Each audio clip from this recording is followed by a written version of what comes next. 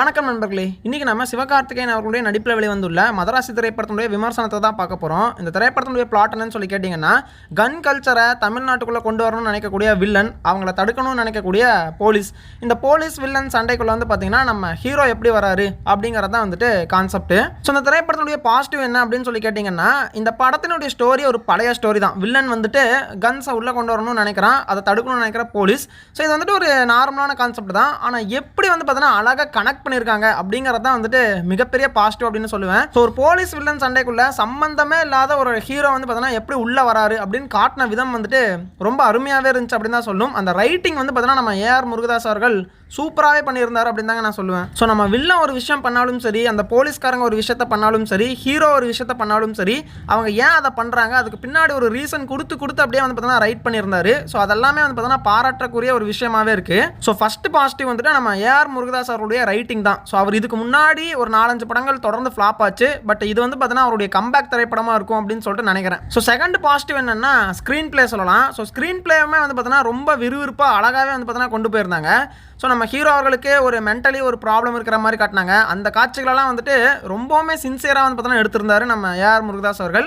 So பார்க்குறக்கு எங்கேயுமே போர் அடிக்காத மாதிரியும் லேக் ஆகாத மாதிரியுமே வந்து பார்த்தீங்கன்னா அந்த காட்சிகளெல்லாம் கொண்டு போனது ரொம்ப அருமையான விஷயம். ஸோ அதனால் இந்த திரைப்படத்துடைய ஸ்க்ரீன் பிளேவுமே ரொம்ப அருமையாக இருந்துச்சு அப்படின்னு தான் சொல்லுவேன். அடுத்து பாசிட்டிவ் வந்துட்டு கேரக்டர் டிசைனிங் தான். ஸோ கேரக்டர் டிசைனிங்குமே நல்லாவே பண்ணியிருந்தாரு நம்ம சிவகார்த்திகேயன் அவர்களுடைய கேரக்டர். வில்லன் வந்துட்டு 2 பேர் வராங்க. அந்த 2 பேர் கேரக்டருமே நல்லா இருந்துச்சு. அண்ட் போலீஸ்காரங்க கேரக்டருமே ஒரு கேரக்டர் நல்லா இருந்துச்சு. அண்ட் ஹீரோயின் கேரக்டர், ஹீரோயினியெல்லாம் இப்போ வந்து பார்த்தீங்கன்னா பெருசாக யாரும் யூஸ் பண்ணுறதில்ல, சும்மா லவ் பண்ணுறதுக்கு மட்டும் வந்துட்டு போகிற மாதிரி காட்டுவாங்க.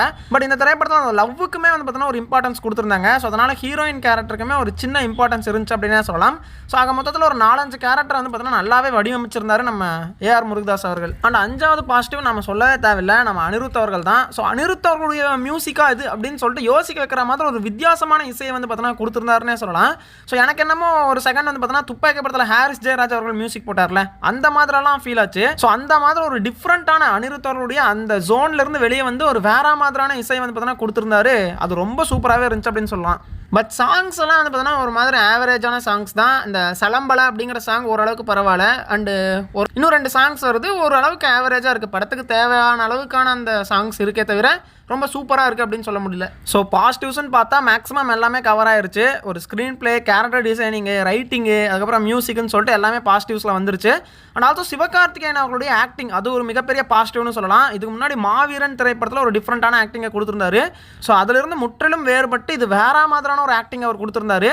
ஸோ இந்த ரோல் மேக்ஸிமம் நம்ம தமிழ் சினிமாவில் சிவகார்த்திகேயன் அவர்களை தாண்டி வேறு யாரோ செட் ஆவாங்களான்னு எனக்கு டவுட்டாக இருக்குது. அந்த அளவுக்கு வந்து பார்த்தீங்கன்னா நம்ம சிவகார்த்திகேயன் அவர்கள் ஆக்டிங்குமே பண்ணிட்டார் அப்படின்னு தான் சொல்லணும். ஸோ இது எல்லாமே இந்த திரைப்படத்துடைய பாசிட்டிவ்ஸாக இருக்குது. ஸோ நெகட்டிவ்ஸுமே இருக்குது. என்ன அப்படின்னு பார்த்தீங்கன்னா செகண்ட் ஹாஃப் ஃபுல்லாகவே வந்து பார்த்தீங்கன்னா ஃபைட்டாகவே வச்சு திணிச்சு வச்சுருக்காங்க. ஸோ அது வந்து பார்த்தீங்கன்னா கொஞ்சம் ஒரு கட்டத்துக்கு மேலே காண்டாக ஆரம்பிச்சிருச்சு.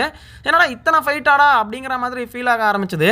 ஸோ இவங்க ஃபஸ்ட் ஹாஃப்லேயே வந்து பார்த்தீங்கன்னா மேக்ஸிமம் ஸ்டோரியெல்லாம் சொல்லி முடிச்சுட்டு செகண்ட் ஹாஃப் ஃபுல்லாகவே வந்து பார்த்தீங்கன்னா ஆக்ஷனாக கொண்டு போயிடலாம் அப்படின்னு சொல்லிட்டு பிளான் பண்ணியிருக்காங்க போல். அதனால் செகண்ட் ஹாஃபில் மட்டும் ஒரு 10 ஃபைட்டுக்கு மேலே வந்து பார்த்தீங்கன்னா செகண்ட் ஹாஃபில் வச்சுருந்தாங்க. ஸோ அது ஒரு கட்டத்துக்கு மேலே காண்டாக ஆரம்பிச்சது. எதுக்கு இத்தனை ஃபைட்டுங்கிற மாதிரி தோணுச்சு. அண்ட் இந்த படத்தினுடைய கிளைமேக்ஸில் முழுசாக கோட்டை விட்டாரு நம்ம ஏஆர் முருகதாஸ் அவர்கள் அப்படின்னு தான் சொல்லி ஆகணும். ஏன்னா வந்துட்டு ஒரு ஃபைட்டு வரணும் அப்படிங்கிறதுக்காகவே நிறைய இடத்துல கன்வின்ஸ் ஆகிருக்காரு. ஸோ கன் யூஸ் பண்ண வேண்டாம், கத்தி யூஸ் பண்ணுங்க அப்படின்னு சொல்கிற டைலாக்லாம் வந்துட்டு எதுக்கு கன்னை யூஸ் பண்ணால் அவனை ஈஸியாக கொண்டுடலாம். ஸோ அந்த இடத்துல ஒரு ஃபைட் நடக்கணும், அந்த கிளைமேக்ஸ் வந்து பார்த்தீங்கன்னா ஒரு ஃபைட்டு வைக்கணுன்ட்டு அந்த மாதிரிலாம் பண்ணியிருக்காங்க. ஸோ அதெல்லாமே வந்து பார்த்தோன்னா பார்க்குறதுக்கு கிளியராகவே தெரிஞ்சிருச்சு இவங்க ஃபைட்டு வைக்கணுன்ட்டு இப்படிலாம் பண்ணி வச்சுருக்காங்கன்னு சொல்லிட்டு. அந்த சீக்கிரமாக முடிய வேண்டிய அந்த ஒரு படத்தை வந்து பார்த்தோன்னா கிளைமேக்ஸில் பயங்கரமாக இழுத்தாங்க. அதுவுமே நல்லாவே ஃபீல் ஆச்சு. ரொம்ப இழுன்னு இழுத்து தான் வந்து பார்த்தோன்னா கிளைமேக்ஸை முடித்தாங்க. ஸோ அந்த இடமெல்லாம் ஓரளவுக்கு லேகியாக தான் இருந்துச்சு அப்படின்னே சொல்லலாம். ஸோ அதாவது story super, screen play super தான். ஆனால் செகண்ட் ஹாஃப்மே நல்லா தான் இருந்துச்சு. நான் அதுவும் நல்லா இல்லைன்னு சொல்ல வரல. ஆனால் கிளைமேக்ஸ் போர்ஷன் போக போக வந்து பார்த்தோன்னா கொஞ்சம் இழுத்துட்டானுங்க அப்படின்னு தான் சொல்லணும். அண்ட் இன்னொரு விஷயத்த சொல்லி ஆகணும், துப்பாக்கி திரைப்படத்தினுடைய கிளைமேக்ஸை ரீக்ரியேட் பண்ணுறோங்கிற மாதிரி தான் இந்த படத்தினுடைய கிளைமேக்ஸ் இருந்துச்சு. ஏன்னா அங்கே நம்ம விஜய் அவர்கள் அடி வாங்கிட்டு திருப்பி எந்திரிச்சு நட்டக்கெல்லாம் எடுத்து ஒரு மாதிரி அடிப்பார்ல, அந்த மாதிரியான சீன்ஸ் எல்லாம் இந்த திரைப்படத்துலையுமே இருக்குது. ஸோ துப்பாக்கி படத்தினுடைய கிளைமேக்ஸை ரீக்ரியேட் பண்ணணும் அப்படிங்கன்னு பண்ண மாதிரி தான் அவன் ஃபீல் ஆச்சு. அப்படியே தெரிஞ்சுது அது. பட் இந்த படம் வந்துட்டு பார்த்தீங்கன்னா முழுக்கவே ஒரு ஆக்ஷன் திரைப்படமாகத்தான் வந்திருக்கு அப்படின்னு சொல்லலாம். ஸோ ஆக்ஷன் லவ்வர்ஸ்க்கு ஒரு ட்ரீட்டை அப்படின்னா நம்ம எடுத்துக்கலாம். ஸோ நிறைய ஸ்டண்ட் காட்சிகளெல்லாம் ரொம்ப சூப்பராக பண்ணியிருந்தாங்க.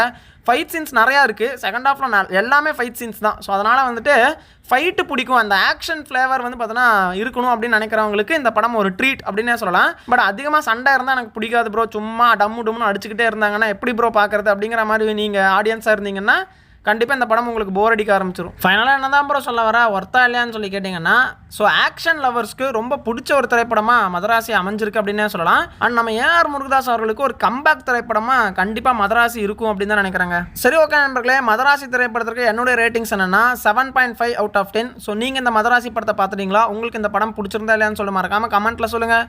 உங்களை நான் அடுத்த வீடியோவில் சந்திக்கிறேன்.